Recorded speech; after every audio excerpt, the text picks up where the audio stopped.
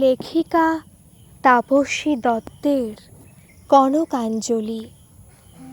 বাড়ির চৌকাঠে পা রাখতেই সারা শরীর তিরতির করে কেঁপে ওঠে সাহানার।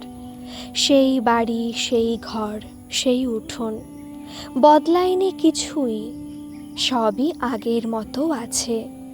এর আগেও অনেকবার সাহানা এসেছে এ বাড়িতে, তবে আজকের আশাটা সম্পূর্ণ অন্য রকমের। বদলেছে সাহানার আজকের আশাটা, বদলেছে এ বাড়ির সাথে সাহানার সম্পর্কের ধরন। স্ত্রী আচার মিটতে মিটতে বেশ খানিকটা সময় লেগে গেল। একে প্রচণ্ড গরম পড়েছে, তার উপর আবার এত আচার অনুষ্ঠান। সাহানার প্রায় গলদঘর্ম অবস্থা। তবুও সাহানা বারবার নজর রেখে চলেছে তিন্নির ওপর। ছোট্ট তিন্নি এক কোণে দাঁড়িয়ে ফ্যাকাশে দৃষ্টিতে দেখছে এই বিশাল কর্মকাণ্ড। সাহানাকে আজ বড্ড অচেনা লাগছে তিন্নির। বৌমা, আজ থেকে এই ঘরের সমস্ত কিছু তোমার। এই ঘরে থাকা মানুষটা আর ওই একরত্তি মেয়েটার সকল ভার তোমায় দিয়ে আমি ভারমুক্ত হলাম। কথাগুলো বলে দেওয়ালে আটকে থাকা তারানার ছবির দিকে একবার তাকিয়ে একটা বড় সড় দীর্ঘশ্বাস ফেলে লাবণী দেবী ঘর থেকে বেরিয়ে যান। সাহানার সামনে রেখে দিয়ে যান অনেক দায়িত্ব, কর্তব্যের বোঝা। তারানার ছবির দিকে এক দৃষ্টে তাকিয়ে থাকে সাহানা। কি সুন্দর মিষ্টি হাসি লেগে রয়েছে মুখটাতে, যেন এক্ষুনি বলবে, আরে শাহু এসেছিস, আয় বস। কি যে আনন্দ হচ্ছে আমার। আজ আর তোর বাড়ি যাওয়া হবে না, আমি মাকে ফোন করে বলে দিচ্ছি। আজ আমরা সারাদিন খুব আড্ডা মারব, কেমন? চোখ দুটো জলে ভরে যায় সাহানার। কোথা থেকে যে কি হয়ে গেল।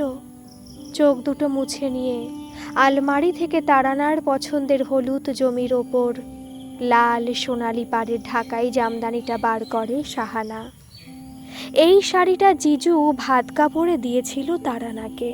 জিজু বলে হলুদ রং নাকি তারানার ওপর খুব ভালো যায়। পর মুহূর্তেই ভুল ভাঙে সাহানার। কে জিজু? বিশ্বজিৎ তো আজ থেকে আর সাহানার জিজু নয়। সাহানা এখন বিশ্বজিতের অর্ধাঙ্গিনী। দরজা বন্ধ করে বেনারসি ছেড়ে হলুদ ঢাকাই জামদানিটা পরে নেয় সাহানা। তারানার এই শাড়িটা সাহানারও যে খুব পছন্দের। শাড়িটা পরে দরজাটা খুলতেই দেখে সামনে তিন্নি দাঁড়িয়ে। সাহানা আদর করে তিন্নিকে কোলে নিতে গেলেই তিন্নি এক ছুটে পালিয়ে যায়। এরপর সারাদিন আর তিন্নির দেখা পায়নি সাহানা। দিন পেরিয়ে বিকেল, বিকেল গড়িয়ে সন্ধে, সন্ধে পেরিয়ে রাত, তবু তিন্নিকে দেখতে পায় না সাহানা। সাহানার ইচ্ছে রাতে তিন্নি ওর সাথে ঘুমোক।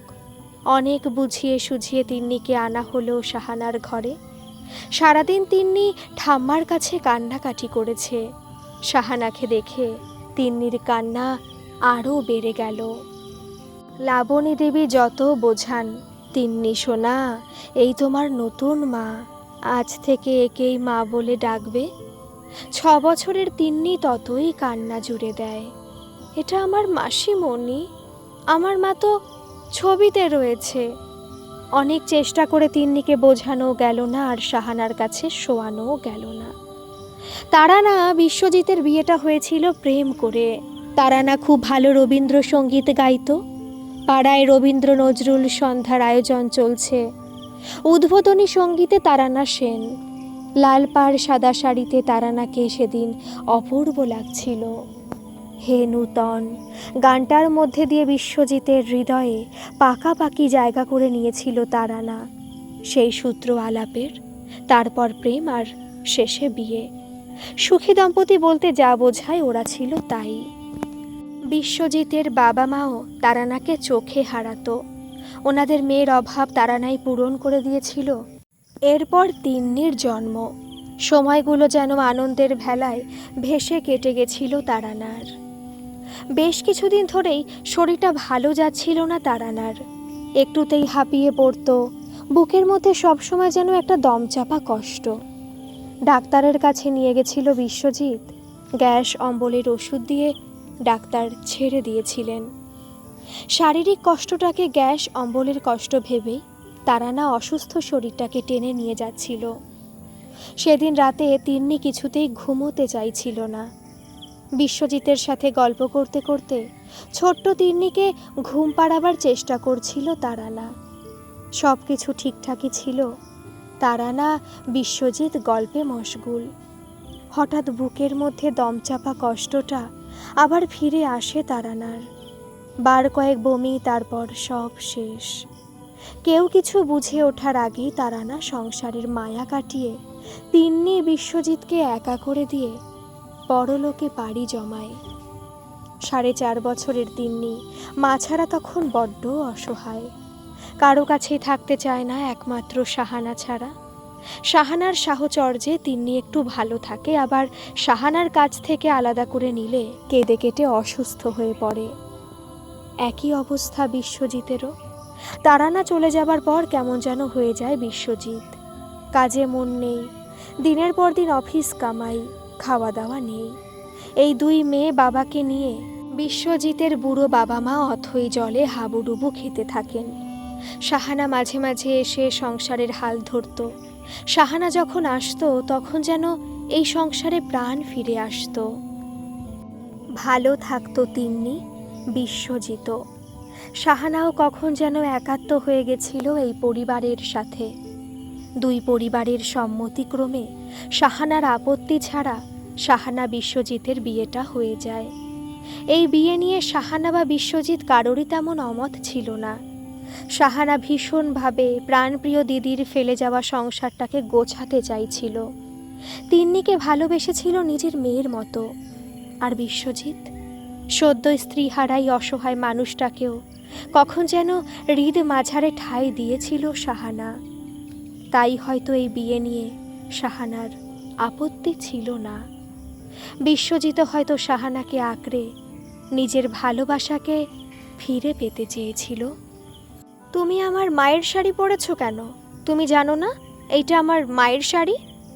হ্যাঁ জানি তো তিন্নি, এখন থেকে আমি তো তোমার মা, তাই তো এই শাড়ি পরেছি। না, তুমি আমার মা নও, তুমি আমার কেউ নও, তুমি পচা। আমার বাবাইকে আমার থেকে কেড়ে নিয়েছো। না সোনা, তোমার বাবাই তোমারই আছে। ছোট্ট তিন্নি কিছুতেই তার মাসিমণিকে মায়ের সাজে পছন্দ করছে না।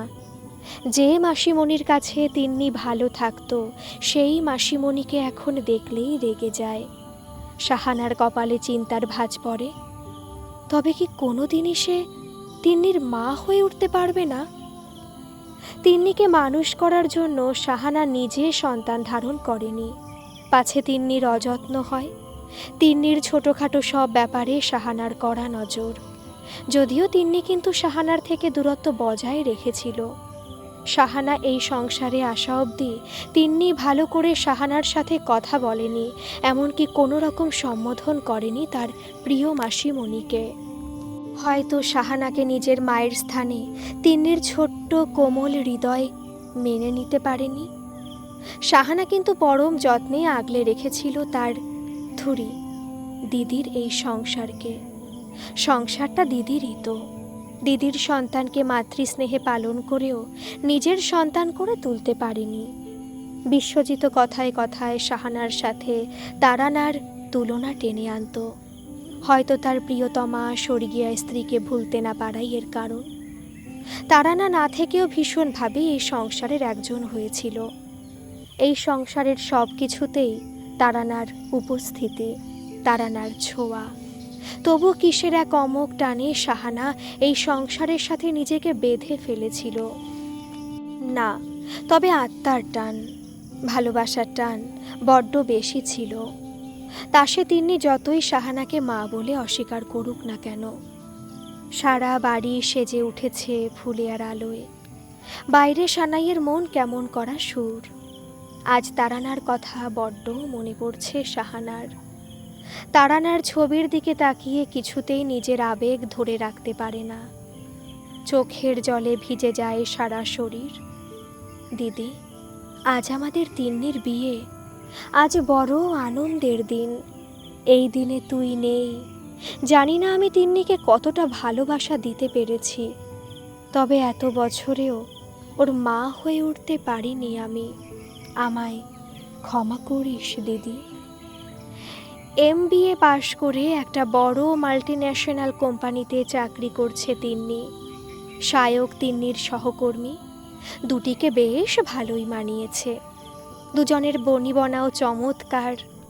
প্রথম মাইনে পেয়ে তিন্নি শাহানাকে একটা শাড়ি এনে দিয়েছিল। শাহানা শাড়িটা খুব যত্ন করে নিজের কাছে রেখে দিয়েছিল। আজ শুভ দিনে তিন্নির দেওয়া সেই শাড়িটা পরেছে শাহানা। রাত মিটে ভোর হতেই সারা বাড়িতে বিষাদের সুর। বাড়ির একমাত্র মেয়ে শ্বশুর বাড়ি চলে যাবে। ছোট থেকে বড় হওয়া এই বাড়ি হয়ে যাবে পর, আর শ্বশুর বাড়ি হবে তার আপন। সারা রাত শাহানা দু চোখের পাতা এক করতে পারেনি। সারাদিন অক্লান্ত পরিশ্রম গেছে।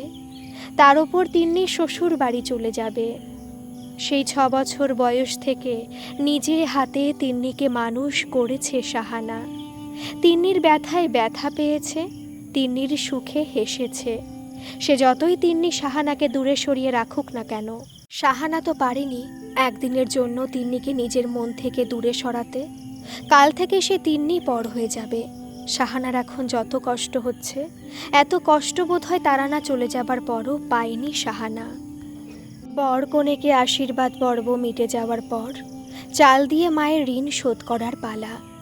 তারানা তো বেঁচে নেই, আর শাহানাকে মা বলে মনেই করে না তিন্নি। তাহলেই আচার বাদ দেওয়াই ভালো। নিয়ম তো নিয়ম, তাকে মানতেই হবে। উপস্থিত আত্মীয়দের ইচ্ছায় মায়ের জায়গায় থরথর শরীরে দাঁড়ালো শাহানা। তার ভয়ে যদি তিন্নি চাল দিতে অস্বীকার করে। আঁচল পেতে চোখ বন্ধ করে রয়েছে শাহানা। তিন্নির বিভিন্ন বয়সের ছবি চোখের সামনে ছবির মতো ভেসে উঠছে। আঁচলে চাল এসে পড়ল।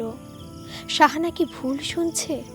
তিন্নি বলছে, মা, আমি তোমার সব ঋণ শোধ করে দিলাম। সারা শরীর থরথর করে কাঁপছে শাহানার। আস্তে আস্তে চোখের পাতা খোলে। আবারও চাল এসে পড়ে। আবারও একই কথা কানে যায়, মা, আমি তোমার সব ঋণ শোধ করে দিলাম। সব কিছু স্বপ্ন মনে হয় শাহানার কাছে।